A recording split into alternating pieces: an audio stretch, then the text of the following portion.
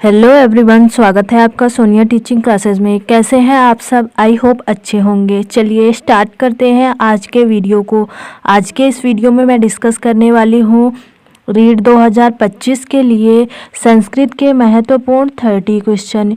कितने क्वेश्चन हैं? 30 क्वेश्चन। यह प्रैक्टिस सेट नंबर 16 है। इसके पहले के प्रैक्टिस सेट अगर आप लोगों ने अभी तक नहीं देखे हैं तो चैनल के प्लेलिस्ट में जाकर देख लीजिए। आपकी तैयारी को बेहतर बनाने के लिए बहुत ही हेल्पफुल होंगे। चलिए बिना देरी के स्टार्ट करते हैं वीडियो को। सबसे पहला क्वेश्चन है, शुद्धम वाक्यम चिनुत। शुद्ध वाक्य चुनिए। पर्वतेन परितः वृक्षाः सन्ति। पर्वतस्य परितः वृक्षाः सन्ति। पर्वतं परितः वृक्षाः सन्ति या पर्वतात् परितः वृक्षाः सन्ति। बताइए फ्रेंड्स, आप लोग भी आंसर देने की कोशिश करिएगा और वीडियो के अंत में कमेंट बॉक्स में ज़रूर बताइएगा आपके 30 में से कितने क्वेश्चन सही हुए। तो इस प्रश्न का सही आंसर है ऑप्शन सी, पर्वतम परितः वृक्षाः सन्ति। अभिता परिता के योग में कौन सी विभक्ति होती है? द्वितीय विभक्ति होती है, यानी यह द्वितीय विभक्ति का सूत्र है अभिता परिता समया निक्साः प्रतियोगे अपि। सूत्र क्या है? अभिता परिता समया निक्साः प्रतियोगे अपि। यह द्वितीय विभक्ति का सूत्र है। इस सूत्र के द्वारा अभिता परिता समया निक्सा के योग में द्वितीय विभक्ति होती है। तो यहाँ पर परिता यानी पर्वत के चारों ओर वृक्ष है, तो इसलिए यहाँ पर द्वितीय विभक्ति वाला अनुवाद सही होगा। ऑप्शन सी सही आंसर है। अगला क्वेश्चन देखिए, कंठ तालु वर्णः का। कंठ तालु वर्ण कौन है? ए, ओ या आ या बा दोनों या औ? बताइए कंठ तालु वर्ण कौन सा है? तो कंठ तालु वर्ण है ए। ऑप्शन ए सही है। कंठ तालु वर्ण के अंतर्गत कौन आता है? ए आता है। इसका सूत्र क्या है? ए दैतो कंठ तालु। कंठ तालु, ए दैतो कंठ तालु। इस सूत्र के द्वारा कंठ तालु से उच्चरित होने वाले वर्णों को आप ध्यान रख सकते हैं। कौन कौन से हैं? दोनों ए, यानी छोटा ए और बड़ा ए। ए और ए दोनों आ जाएगा, तो इसका उच्चारण स्थान होगा कंठ तालु। इस तरह आसानी से ध्यान रख पाएंगे। ऑप्शन ए सही आंसर है। अगला क्वेश्चन देखिए, आहत्य इति कीदृशम पदम। आहत्य यह कौन सा पद है? नपुंसक, पुल्लिंग, अव्यय या स्त्रीलिंग? बताइए यह पद कौन सा है? तो यह पद है अव्यय। ऑप्शन सी सही आंसर है। आहत्य जो है अव्यय पद है। अगला देखिए, मम शब्दस्य मूल रूपम किम। मम शब्द का मूल रूप क्या है? युष्मद्, एतद्, अस्मद् या तद्? बताइए मम शब्द का मूल रूप क्या है? तो मम शब्द का मूल रूप है अस्मद्। ऑप्शन सी सही आंसर है। अस्मद् का प्रयोग मैं के लिए होता है। मैं के लिए होता है। मम जो ये शब्द है यह अस्मद् के षष्ठी एक वचन में बनता है। षष्ठी विभक्ति एक वचन में यह रूप बनता है, ध्यान रखिएगा। ऑप्शन सी यहाँ पर सही आंसर होगा। अगला देखिए, सर्वाः स्वार्थम समीहते। अस्मिन् वाक्ये कर्तृपदम किम। सभी स्वार्थी हैं। इस वाक्य में कर्ता पद कौन सा है? कोई नहीं है, सभी है, समीहते है या स्वार्थम है? बताइए इस वाक्य में कर्ता पद कौन सा है? तो सर्वा यानी सभी है। सभी कर्ता पद होगा। ऑप्शन बी सही आंसर है। अगला देखिए, संप्रदान विभक्ति का। संप्रदान की विभक्ति कौन सी है? पंचमी, तृतीया, सप्तमी या चतुर्थी? बताइए संप्रदान की विभक्ति कौन सी है? तो संप्रदान की विभक्ति है चतुर्थी। ऑप्शन डी सही आंसर होगा। सप्तमी होती है अधिकरण की। सप्तमी विभक्ति होती है अधिकरण की। तृतीया होगी करण की। तृतीया होगी करण की। और पंचमी होगी अपादान की। किसकी होगी? अपादान की। तो सभी को ध्यान रखिएगा, आपसे कुछ भी पूछा जा सकता है। यहाँ पर संप्रदान पूछा गया है, तो ऑप्शन डी हमारा सही आंसर होगा। अगला देखिए, 5 वृक्षेभ्यः वृक्षाणि पतन्ति। उचित संख्यापदेन रिक्त स्थान पूरयत। 5 के लिए यहाँ पर कौन सी उचित संख्या होगी बताइए। पंचा होगी, पंचभ्या होगी, पंचेभ्या होगी या पंचेषु होगी बताइए। 5 वृक्ष से पत्ते गिरते हैं, इसमें कौन सी उचित संख्या होगी 5 के लिए बताइए। तो कौन सी होगी, पंचभ्या होगी। ऑप्शन बी यहाँ पर सही आंसर है। देखिए यहाँ पर कितना कंफ्यूजिंग ऑप्शन दिया गया है, पंचेभ्या भी लिखा गया है और पंचभ्या भी लिखा गया है। तो इसका सही क्या होगा, पंचभ्या ही होगा, पंचेभ्या नहीं होगा। नहीं तो आप लोग वृक्षेभ्या देखकर पंचेभ्या लगा देंगे, गलत होगा। जो संख्या वाला होता है पंचमी में पंचभ्या ही होगा, इसमें एक की मात्रा नहीं रहेगी। ऑप्शन बी सही आंसर होगा। अगला देखिए, रामेण वस्त्राणि ददाति वाच्य परिवर्तनम कुरुत। रामेण वस्त्राणि ददाति का वाच्य परिवर्तन कीजिए। तो ये है कौन सा, ये है कर्तृवाच्य। कौन सा वाच्य है, कर्तृवाच्य। तो हमें बदलना किस में है, कर्तृवाच्य को कर्मवाच्य में बदलना है। तो चलिए बदलते हैं। कर्तृवाच्य की हमारी ट्रिक क्या है, 121 और कर्मवाच्य की क्या है, 311। चलिए 311 ढूंढते हैं। यहाँ पर सभी में तृतीया विभक्ति है तो इससे तो हम नहीं पहचान पाएंगे, और सभी में प्रथमा है तो प्रथमा इससे भी नहीं पहचान पाएंगे। अब सिर्फ हम धातु रूप से ही पहचान पाएंगे। तो यहाँ पर क्या होगा, यहाँ पर होगा दीयन्ते। ऑप्शन ए सही होगा, ध्यान रखिएगा, क्योंकि जब हम कर्मवाच्य में बदलेंगे तो हमारी जो धातु होगी वह कर्म के अनुसार चलेगी। तो वस्त्राणि यानी बहुत सारे वस्त्र, तो दीयन्ते इसी के अनुसार चलेगी, यानी राम के द्वारा बहुत सारे वस्त्र दिया जाता है। तो कर्मवाच्य में जो क्रिया होगी वह कर्म के अनुसार चलेगी, इसलिए ऑप्शन ए सही आंसर होगा। ट्रिक ध्यान रखिएगा, आपको वाच्य परिवर्तन करने में थोड़ी आसानी होगी। ऑप्शन ए सही होगा। अगला देखिए, शरत कालः इत्यत्र संधि वर्तते। शरत काल यहाँ पर संधि है, चर्तु संधि है, श्चुत्तु संधि है, जसत्तु संधि है या ष्टुत्तु संधि है। बताइए यहाँ पर संधि कौन सी है, यहाँ पर संधि होगी चर्तु। ऑप्शन ए सही आंसर है। चर्तु संधि जो है यह व्यंजन संधि का भेद है। किसका भेद है, व्यंजन संधि का भेद है चर्तु संधि। शरद काला का संधि विच्छेद क्या होगा, शरद, शरद प्लस काला मिलाकर बना है शरद काला, ध्यान रखिएगा। ऑप्शन ए सही होगा। अगला देखिए, अतिनिद्रम इति पदस्य लौकिक विग्रह अस्ति। अतिनिद्रम इस पद का लौकिक विग्रह है। अतिशया निद्रा, अत्यधिका निद्रा, निद्रायाः अत्ययः या निद्रा संप्रति न युज्यते। बताइए इस पद का लौकिक विग्रह क्या होगा, तो क्या होगा, निद्रा संप्रति न युज्यते। ऑप्शन डी सही आंसर होगा। यहाँ पर समास कौन सा है, अव्ययी भाव समास है। कौन सा समास है, अव्ययी भाव समास है। और यह अव्ययी भाव समास के किस अर्थ में प्रयुक्त हुआ है, तो असंप्रति अर्थ में। किस अर्थ में, असंप्रति अर्थ में प्रयुक्त हुआ है यह शब्द, ध्यान रखिएगा। ऑप्शन डी हमारा सही आंसर होगा, अति निद्रम का लौकिक विग्रह। अगला देखिए, दधि शब्दस्य प्रथमा द्विवचन रूपम अस्ति। दधि, दधिनी, दधना या दधिनी। दधि शब्द का प्रथमा द्विवचन में रूप है, क्या है बताइए। तो क्या होगा, ऑप्शन बी होगा। प्रथमा द्विवचन में दधिनी बनता है और दधि बनेगा प्रथमा एक वचन में। प्रथमा एक वचन में दधि बनेगा, दधिनी बनेगा प्रथमा बहुवचन में। दधिनी बनेगा प्रथमा बहुवचन में, ध्यान रखिएगा, कन्फ्यूजन होती है दधिनी और दधिनी में, ध्यान रखिएगा। ऑप्शन बी सही आंसर है, द्विवचन में दधिनी बनेगा। अगला क्वेश्चन देखिए, रिक्त स्थान किम न करोति पुंसाम। रिक्त स्थानम पूर्यत विद्या कांचनम सत्संगति ही या ज्ञानम। बताइए यहाँ पर क्या होगा, तो यहाँ पर होगा सत्संगति ही। ऑप्शन सी सही आंसर होगा।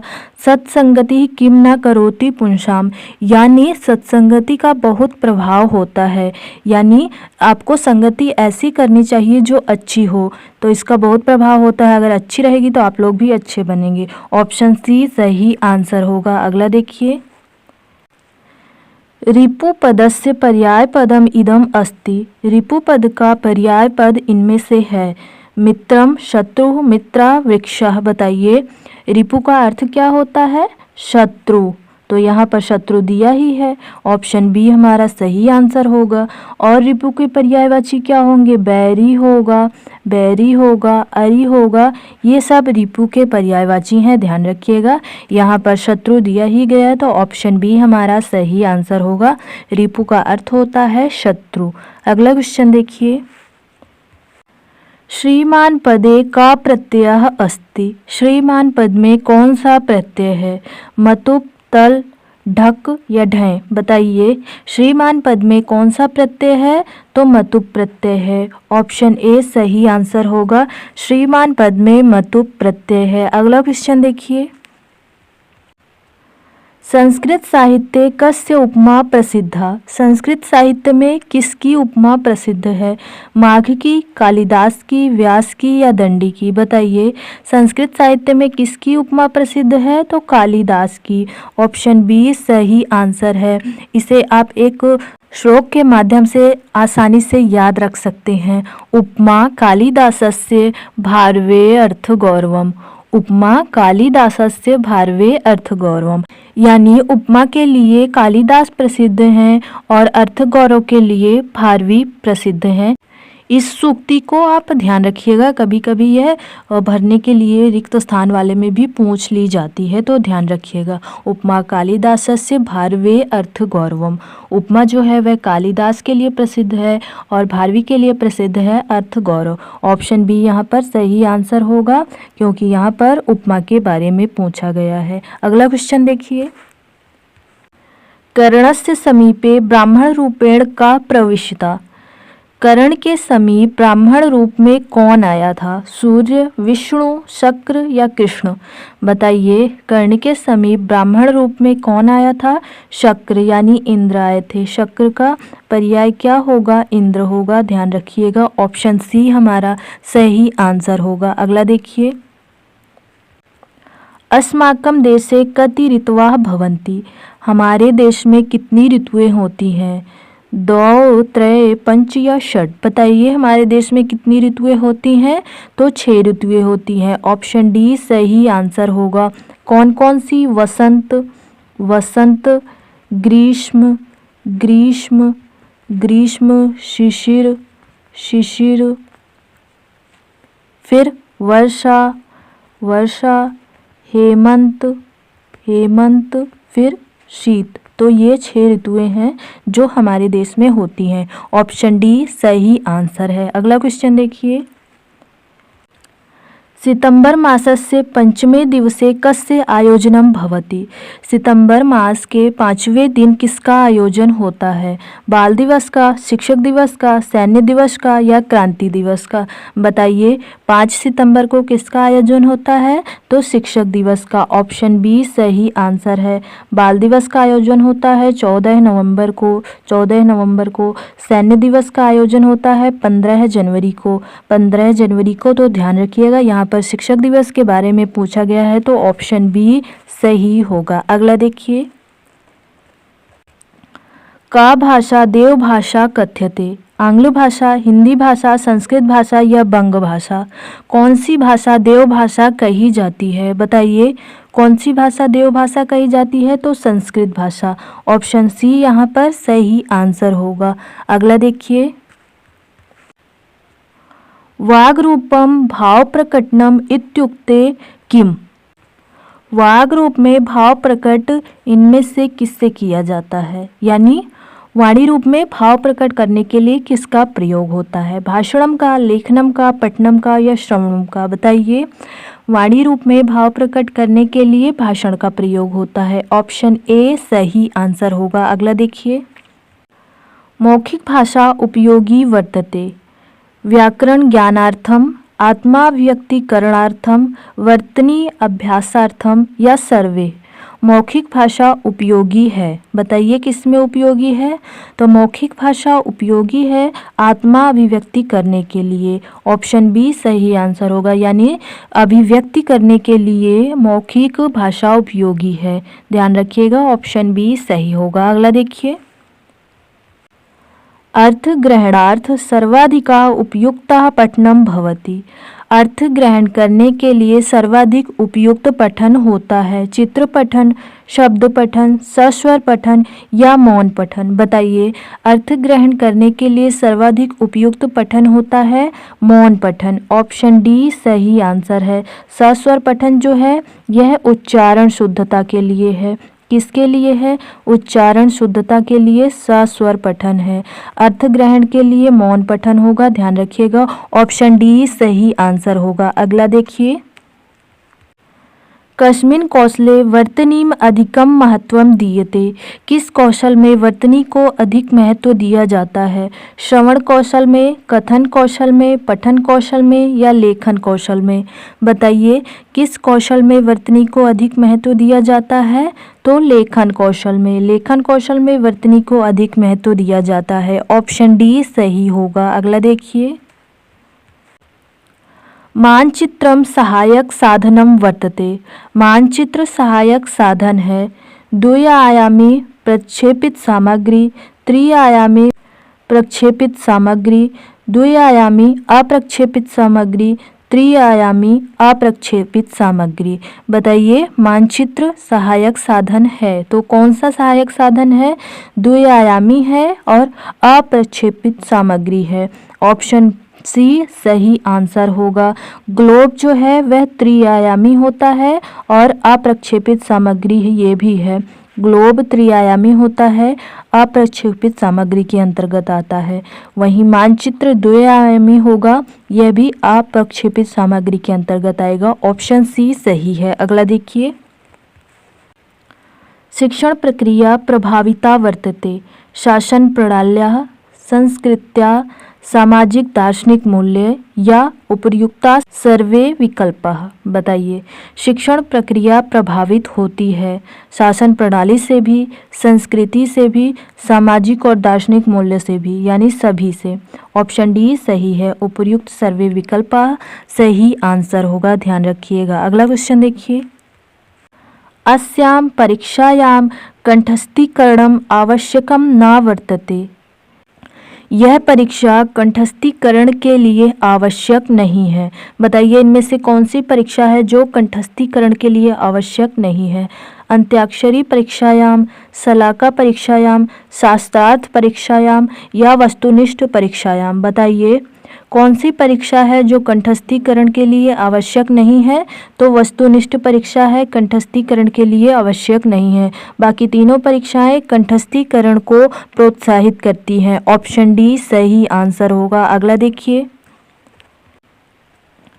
नियमाद उदाहरणं प्रति इति शिक्षण सूत्रस्य प्रयोगः अत्र।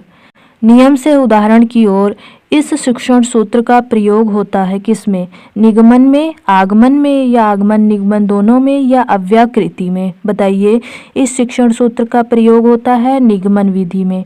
ऑप्शन ए सही आंसर है, ध्यान रखिएगा। अगला देखिए, एषु श्रेष्ठः अनुवादः वर्तते।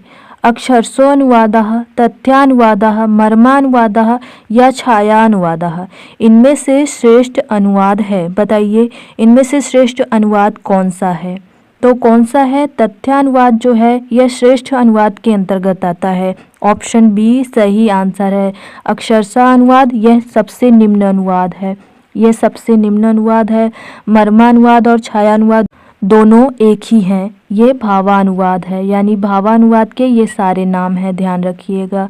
ये मध्यम कोटि का अनुवाद है, ये मध्यम कोटि का अनुवाद है। यहाँ सबसे श्रेष्ठ अनुवाद पूछा गया है तो तथ्यानुवाद होगा। अगर सबसे निम्न अनुवाद पूछा जाएगा तो अक्षरशः अनुवाद होगा, ध्यान रखिएगा।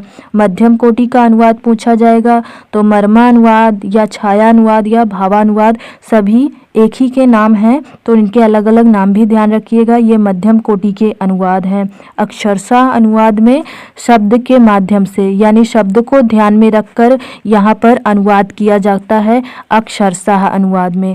और भावानुवाद में सिर्फ भाव का ही ध्यान रखा जाता है। भावानुवाद में सिर्फ भाव को ध्यान में रखकर अनुवाद किया जाता है। वहीं तथ्यानुवाद में शब्द भी रहेगा, शब्द को भी ध्यान में रखेंगे और भाव को भी ध्यान में रखेंगे, इसीलिए यह श्रेष्ठ अनुवाद के अंतर्गत आता है। ध्यान रखिएगा, सभी पॉइंट्स ध्यान रखिएगा, इम्पोर्टेंट है। ऑप्शन बी यहाँ पर सही आंसर होगा। अगला देखिए,